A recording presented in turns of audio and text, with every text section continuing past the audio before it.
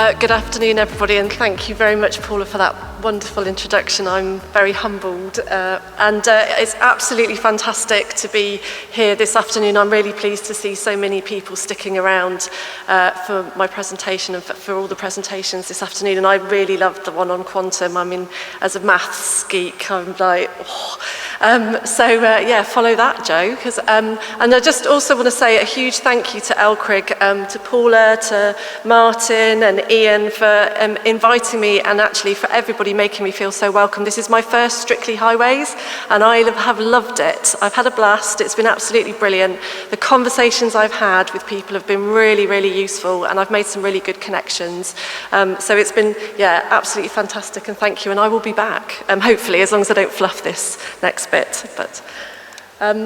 So I'm going to talk to you today about some of the stuff that we do in innovation. So as Roads Development Director in National Highways, part of my remit is around research and innovation, and we are there to help the business to deliver innovative products and services and actually help make the sort of business of National Highways run better. I don't think I have to tell many people who National Highways are, but just in case people haven't heard of us, we look after the motorways and major A roads in England, and you can see a map of our network behind me here. Obviously, I think like many people, we have a huge number of assets to manage. We have a lot of network to maintain. It's only about 2% of all the road network in this country, and we carry about a third of all traffic. Our imperatives at National Highways are around safety, customer service and delivery, but clearly nobody's journey starts or ends generally on our network. So it's really, really important that we work with local authorities and those people who neighbour our networks in order to make things happen and to achieve our outcomes that we're after. So why does research and innovation matter in National Highways? I'm not going to read out the quote, but this is a quote from our Chief Executive, and it forms part of our research and innovation strategy. And it's clear with what he's saying here that he recognises the value that research and innovation has in terms of helping modernise the business that you run and actually help to do things better. As part of our strategy, we have 4 key ambitions. They echo the ambitions of the business. So we have an ambition around zero harm on our networks. So that's nobody injured or hurt, not just as the road user, but road workers as well. We have a sustainability strategy, so again we're aiming for net zero by 2050, and despite the announcements recently we are still sticking to our plan, and we've set ourselves some really challenging targets, and I do encourage everybody to have a look on our website if you want to know more about what we've got there. The third area is around what we call cheaper, faster construction, but I'd like to think of that as more efficient construction. Certainly we know finances are challenging. It is good to see things done more cost effectively, but equally we need to make sure that we are delivering safer and more sustainably. And then finally, and you know, we've heard a bit about autonomous vehicles, and Darren talked about some of the funding for Connected. We're looking at how do we provide support for connected journeys, and really what do we need to do to make that happen. And what's clear, and as I said before, is we need to work with lots of different partners in order to sort of take these things through. So we work across other infrastructure organisations like Network Rail. We work a lot with academia, and I'll tell you a little bit more about that shortly. We also work with innovation bodies. We try and do as much as we can with SMEs and sort of micro companies where we can. And then, of course, a lot of our work traditionally is done in collaboration with the supply chain, and it's a real sort of core part of what we do. So I'm not going to go through all of this in complete detail, but I really wanted to just sort of talk about some of our principles and value as to what makes us sort of click in terms of the innovation and research that we do. And I think it's clear to say that you do need to innovate for outcomes. So I've talked about the ambitions that we have and that we're striving for in all the innovation and research that we conduct.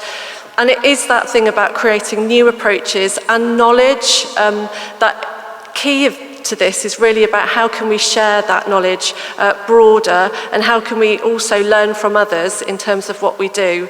And all of that really supports our innovation culture within the business. And finally, that piece around connecting and communicating, collaborating with others in order to deliver the research and innovation that we need, and actually making sure that we are sharing that knowledge learned with across other authorities across the world, and also bringing in learning from Europe and wider. And the value of research and innovation is really important. So, we can spend some money on some trials, but what really has to come out of it at the end is some learning. So, has that trial worked? If it has, what do we do with it next? How do we scale it and sustain it and deliver it into business as usual? And that's probably one of the most challenging parts of our role at the moment, in making sure that we aren't just trialing lots of things, but actually we're able to demonstrate that value. So who are some of the partnerships we work with? I realise I really should have an LCRIG thing up there as well, but just to give a flavour, so I talked about how we work with Europe. So we're a member of what's called the Conference for European Road Directors, so we do a lot of collaborative work with them. The good thing about being part of a partnership like that is you, say you wanted to do a piece of research, normally costs about 150,000. If you've all got a shared challenge where you feel you can contribute collectively, actually it means maybe we only have to, if we went in with 2 other partners, we're only maybe contributing 50k to 150k's worth of research. So it really gives us some leverage over our funding and helps us use our funding more efficiently. We work with another number of organisations. The other one I want to talk about here is I3P, and I can never remember what the I's all stand for, but innovation and infrastructure is definitely in there. But that is a collaboration of different arm's length bodies. So not just in the transport sector, but Environment Agency are in there, and there are also organisations like Sellafield and energy providers. And it's a really good opportunity, again, to look at shared challenges, particularly around things like productivity and safety and carbon, and how can we all come together, again, co-contribute to research and learning, and then share that knowledge amongst ourselves and beyond. And then just looking at some of our academic partnerships. So we've in the last 5 years established a very strong PhD programme. So we work with a number of universities across both England and Scotland. So you'll see a red dot up in Scotland, that's Strathclyde that we're working with, and a red dot in Wales, so we're working with Cardiff University as well.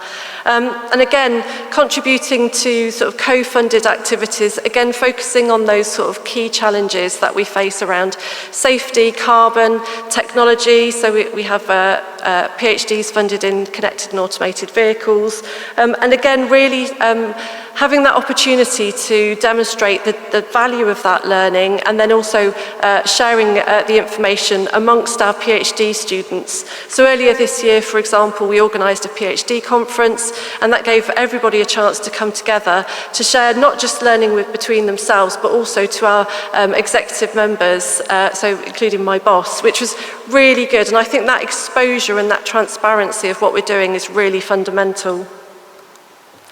So I want to just talk very briefly about 3 particular areas of innovation that I thought were of interest, and demonstrate some of the collaboration that we do in National Highways. And then I want to go a little bit deeper into one of them. But the thing on the top left, so that's the Roads Research Alliance, and that was we formally launched that last year, and it's a collaboration of ourselves, a number of our supply chain partners, and Cambridge University, and it arose through some successful grant applications that we went in with Cambridge as the academic lead. And the key thing about the alliance for me is actually the opportunity that offers to accelerate the learning from the research from the academic institution. So where we have potential schemes out on our network where we can work with our supply chain to offer low-risk trial sites for some of the work that's been done in the Alliance, particularly on things like alternative materials and low-carbon materials. How can we use that best in our construction, and how can we test that in a low-risk environment to us? A good example recently, we're just trialling a 3D printed head wall down on the A30 in Cornwall, and that's come about through a collaboration from a subset of Alliance members. And it is the Roads Research Alliance, so it isn't just about the strategic road network. So if anybody is interested in it, please again have a look on our website, and I'm more than happy to sort of talk to you about what it is and how we could work together. The top right is some work that we were doing with Network Rail, really looking at how could we become more efficient in some of our asset inspections. So where we have roads and rail that run alongside each other, is there a way of being able to survey that asset collectively and then review the results from it? In this sort of trial, we looked at using hyperspectral remote sensing using a helicopter. I'm not now suggesting that if that trial is successful, we will end up with a load of helicopters between us and National and Network Rail, but it was certainly a really good opportunity to look at how we could collaborate and what are the kind of sort of shared information that we get from those kind of trials. The final one I want to talk to you about is connected and automated plant. This is something that, from a collaborative point of view, has involved a huge number of organisations coming together to talk about what are the kind of key challenges that we face in our construction sites. A lot of the driver for this is around how do we remove the road worker from some of the sort of more unsafe practices, and also how do we take advantage of modern technology to help us improve not only safety but improve productivity. And there are some really, really great examples of connected and automated plant out on the network at the moment, using geofencing and enabling the plant and the worker to be kept separate safely, and really to get that sort of the construction work done in a safe and efficient way. But bringing everybody together, we produced, working with colleagues at TRL, a roadmap of all the different activities that are required in order to successfully take CAP from a concept through to delivery out and used as business as usual. And that sort of formed three key work areas, one around sort of the people side and the processes side around things like legislation, one around the sort of technology side, so the kind of connectivity requirements and so on, and then finally one around the data aspect, and what kind of data do you need and how do you analyse it. And as part of that work as well, we've looked at introducing a sort of common framework for talking about CAP. So much as autonomous vehicles or automated vehicles have what we call automation levels, we've looked at can we have a similar way of describing different types of machinery that use connected and autonomous approaches to deliver their work. And they're very much in terms of looking at how automated a set of tasks are. So how automated is the data collection? How automated is the machine in terms of interpreting that data? And then how automated is it in terms of acting on that data and knowing what to do? And then finally, a core aspect of everything we do, and in particular this, is who has responsibility for safety of that vehicle and safety of the road workers around it. So it's been a really good opportunity to sort of look at that in that sort of space, taking sort of good practice from the autonomous vehicles world and bringing that through to the construction plant. And that has all helped influence things like a BSI standard, and then that is also helping us think about how we're trialling and the information that we're getting out of our trials. So the picture that you can see here is a compaction machine down on the A303, I mean, maybe shouldn't say this in this room, but I'm not a civil engineer, I was chatting to the guy in National Highways who leads on all of this, and he was explaining to me about how the way the machine works, it can automatically read the level of compaction as it goes over the surface, and it can work out where it needs to go back and just redo it to get the level that's required from our standards. And he said actually it reduces what normally happens by hand, sort of maybe 8 passes down to a maximum of 2. And that's a real efficiency saving and safety and carbon savings as well.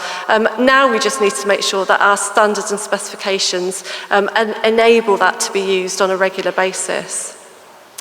So I've been through quite a lot in my presentation today, but I hope it gives you a flavour of all the sort of variety of things that we do and the variety of organisations that we collaborate with in National Highways in order to make our innovation happen and to see it out on the network. Thank you very much.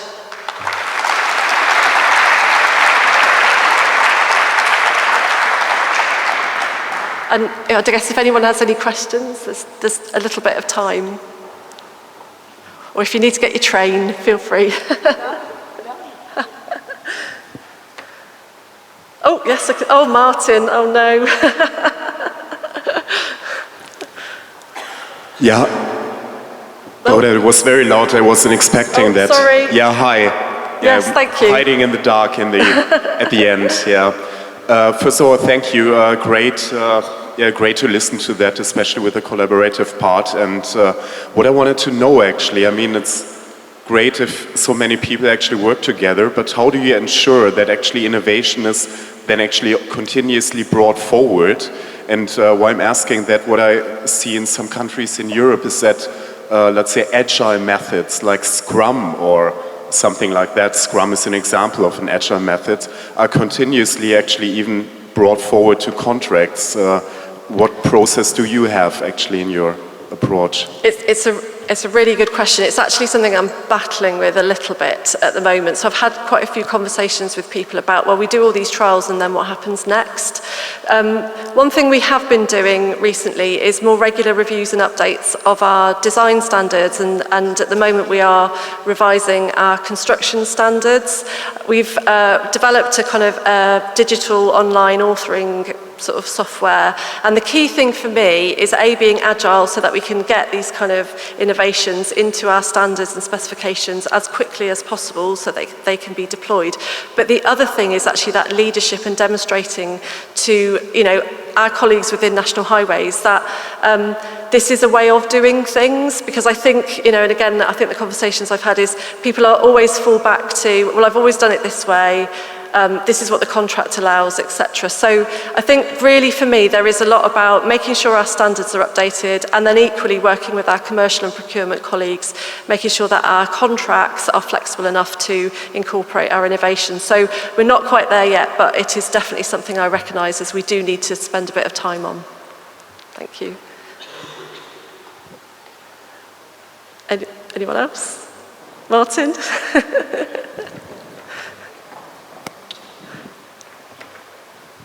Yeah, that was brilliant, and thank you so much for the presentation that you've given there. I mean, just brilliant for us, Joe, to see what's going on National Highways level. But my thing is a request, really.